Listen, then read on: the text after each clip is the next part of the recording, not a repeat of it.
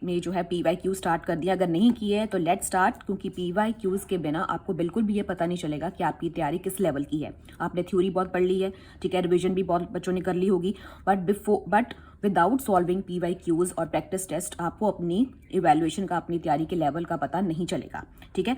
So let's start with the previous year question, okay. ये last year का जो है वो क्वेश्चन पेपर है। सो पहले हम डिस्कस करेंगे बॉटनी का पेपर की, ठीक है। आप भी साथ साथ अपनी जो इवैल्यूएशन है वो कीजिए कि आपको कितने कितने क्वेश्चंस के आप जवाब दे पाते हैं। So let's start. First question is given below are two statements, one is labelled as assertion A and the other is labelled as reason, okay. ये असर्शन रीजन वाला क्वेश्चन है, ठीक है। सो असर्शन क्या है, the first stage of gametophyte in the life cycle of moss is protonema stage, ठीक है। Reason इसका क्या है, protonema develops directly from spores produced in the capsule. So in the light of above statements, choose the most appropriate answer from the options given below. ये आपको 4 options दिए हैं, इसमें से आपको फाइंड आउट करना है कि कौन सी करेक्ट ऑप्शन है। सो ये जो स्टेटमेंट है ये भी ठीक है, जो इसका इन्होंने रीजन दिया ये भी ठीक है, ठीक है। सो बिकॉज आपको पता है कि जो प्रोटोनीम है that is the first stage, okay, in the you can say gametophytic life cycle, ठीक है। और प्रोटोनीमा जो है वो किससे डेवलप होता है, it develops from spores produced in the capsule. So both the statements are correct. So both A and R are correct and R is the correct explanation of A. ठीक है। मान लो अगर ये जो रीजन है, ठीक है, ये करेक्ट ना होता तो आपका जो ऑप्शन होता वो सेकंड होता, but R is not the correct explanation of A. So be very sure, ठीक है। ऑप्शन मार्क करने से पहले आपको अच्छे से दोनों स्टेटमेंट्स को रीड कर लेना है, ओके। सो इस जो क्वेश्चन का जो आंसर है that is option number 1. So let's move on to the next question. In angiosperms, the haploid, diploid and triploid structures of a fertilized embryo sac sequentially, और जो ट्रिप्लॉइड स्ट्रक्चर है, ठीक है, जिसको हम एंडोस्पर्म भी कहते हैं, that is the primary endosperm nucleus, ठीक है। So this is N, this is 2N and this is 3N. So correct option is option number 3. Very easy, ठीक है। अगर आपने चैप्टर अच्छे से पढ़ा हुआ है तो आपको इसको आंसर देने में कोई प्रॉब्लम नहीं आएगी. Next, movement and accumulation of ions across a membrane against their concentration gradient can be explained by. बहुत again very easy question I must से. तो इसका आंसर क्या है, अगेंस्ट. जब आप ये पढ़ लिया ना, अगेंस्ट देयर कॉन्सेंट्रेशन ग्रेडियंट, मतलब इसमें एनर्जी लगेगी और जिसमें एनर्जी लगती है that is active transport. So option number 4 because it requires energy. जब भी आप कोई भी चीज़, ठीक है, जब मूवमेंट होगी आयंस की अगेंस्ट देयर कॉन्सेंट्रेशन ग्रेडियंट तो ATP एनर्जी जो है वो लगेगी. So it is present in active transport, okay, जैसे कि सोडियम पोटेशियम पंप है, okay, and this moves and the movement of ions takes from lower to higher concentration. Next question, large colourful fragrant flowers with nectar are seen in. Very easy question I must say, ठीक है. Large colourful और fragrant flowers किस में होते हैं, insect में, bird में, bat में या विंड में, okay. It is obviously in insect pollinated plants, क्योंकि इंसेक्ट जो है वो कलर्ड फ्लावर्स की तरफ अट्रैक्ट होते हैं. सो यहाँ से लार्ज कलरफुल से ही आपको पता चल जाना चाहिए फ्रेगनेंट से कि it is an insect pollinated plants. So next question, the phenomena of pleiotropism refers to. आपको पता है पीलियोट्रोपिज्म का मतलब, अगर आपने ये कॉन्सेप्ट पढ़ा है, ठीक है, तो फिर आपको इस जो क्वेश्चन का जवाब देने में ज़्यादा प्रॉब्लम नहीं होगी, ठीक है. जैसे इसका जो सही आंसर है that is option number 3, a single gene affecting multiple phenotypic expression, okay, a single gene affecting multiple phenotypic expression, okay, जैसे कि when a single gene affects multiple traits, ठीक है, जैसे कि sickle cell anaemia, it is this phenomena is known as peleotropism, okay. I hope यहाँ तक आपको clear है.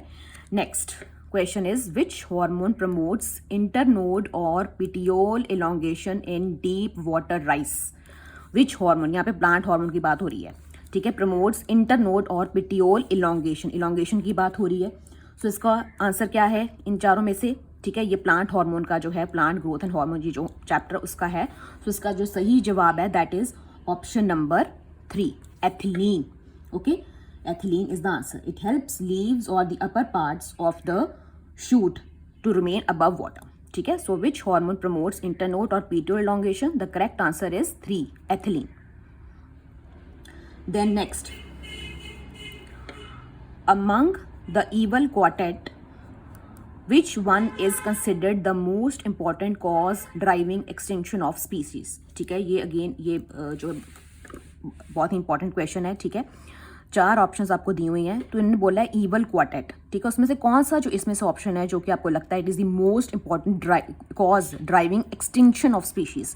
So is out of these 4 options, option number 1 habitat loss and fragmentation, ठीक है, is the important cause driving extinction of species. Next, upon exposure to UV radiation, DNA stained with ethylene bromide will show which color? Red color, blue color, yellow color, or orange color. So the correct option is option number 4, bright orange color. Next, which micronutrient is required for splitting of water molecule during photosynthesis? ठीक है, ये mineral nutrition का है, it is not included in the NCERT, लेकिन last year इसका paper में इसका question आया हुआ है, हम कर लेते हैं इस क्वेश्चन को भी, ठीक है। सो इसका जो सही जो इसका जवाब है, ठीक है, फोटोसिंथेसिस में आपको पता चलना चाहिए कि कौन सा जो माइक्रो न्यूट्रिएंट इन्वॉल्व है out of these 4 options, it is option number 1 manganese, ठीक है, manganese 2 positive, okay. Then next, axile placentation is observed in, ये प्लेसेंटेशन वाला जो होते हैं जो चैप्टर उसमें ये उसका ये क्वेश्चन है, ठीक है, इज ऑब्जर्व्ड इन प्लेसेंटेशन पूछा गया है, ठीक है, डिफरेंट टाइप्स ऑफ प्लेसेंटेशन है, ठीक है, उससे ये क्वेश्चन है। ये 4 ऑप्शंस आपको दी गई हैं, इसमें से जो कौन सा जो ऑप्शन है वो सही है, दैट इज ऑप्शन नंबर 110 का, ठीक है। सोचो इसका कौन सा सही जवाब है, it is option number 4 China rose, petunia and lemon, China rose, petunia and lemon. Next question. The process of appearance of recombination nodules occurs at which sub-stage of prophase 1 in meiosis? ये cell cycle वाला जो chapter है, ठीक है, prophase 1 recombination nodules, very very important, ठीक है, recombination nodules, okay, कौन सी stage में होता है, ठीक है, देखो ऑप्शन 1 जाइगोटीन, पैकिटीन, डिप्लोटीन या डाइकेनेसिस, तो इसका सही जवाब क्या है, ऑप्शन नंबर 2 पैकिटीन, ठीक है, recombination nodules, okay. Next, the reaction center in photosystem 2 has an absorption maxima. Again, very easy and very important question, ठीक है।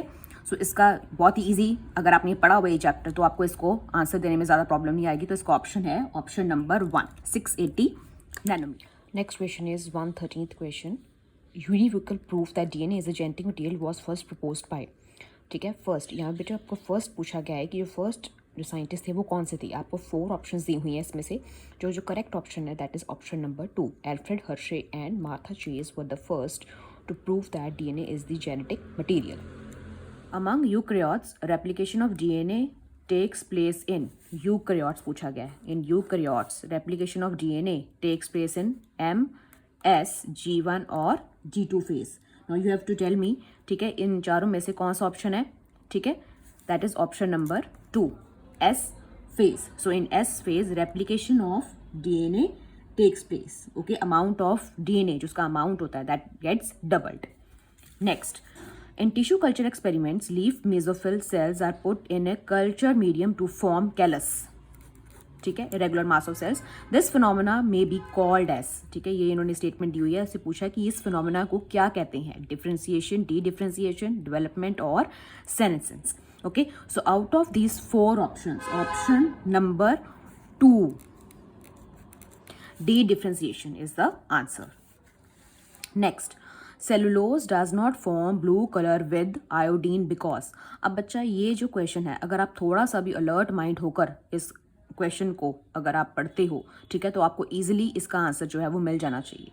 सो आपको देखो इस चारों ऑप्शंस में से कौन सा जो आंसर है वो सही है, ठीक है। So answer number 3 is correct. It does not contain complex helices and hence cannot hold iodine molecules. Okay, लिखा है ना, does not hold blue color, ठीक है, थोड़ा थोड़ा हिंट यहाँ से भी आपको मिलना चाहिए। So it does not contain complex helices and hence cannot hold iodine molecules.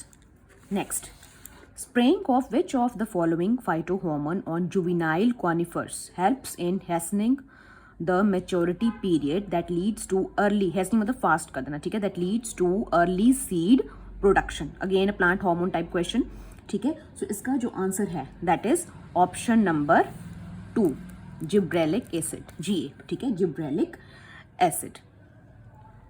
Next, given below are two statements, यहाँ पे स्टेटमेंट 1 दी है, the forces generated by transpiration can lift a xylem sized column of water up over 130 meters height.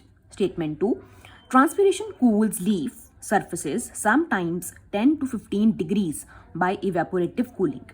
In the light of above statements, choose the most appropriate answer from the options given below. ठीक है, ये statement question है. ठीक है, 2 statements दी हुई हैं और आपको 4 ऑप्शंस दी हैं. ठीक है, सो इसका जो करेक्ट आंसर है, ठीक है, इसका जो करेक्ट आंसर है that is option number 1. Because बच्चे ये दोनों ही स्टेटमेंट्स अपनी अपनी जगह जो है वो सही है.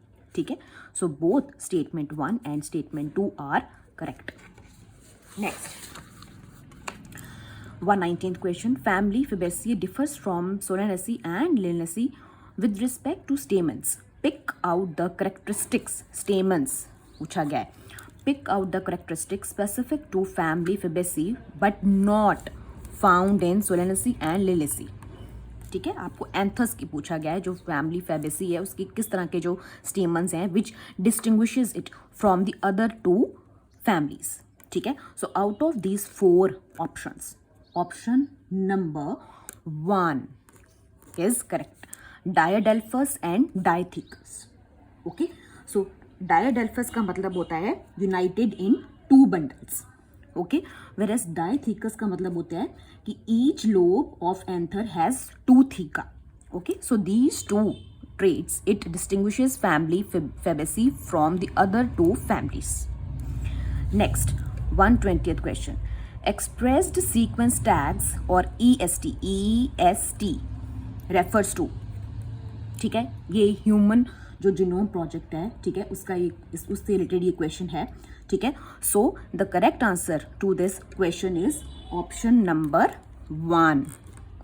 All genes that are expressed as. आज की वीडियो में हम सिर्फ 20 क्वेश्चंस ही करेंगे. जो अगले सेट ऑफ क्वेश्चंस है we will be doing in the part 2 of this video. Okay, thank you so much.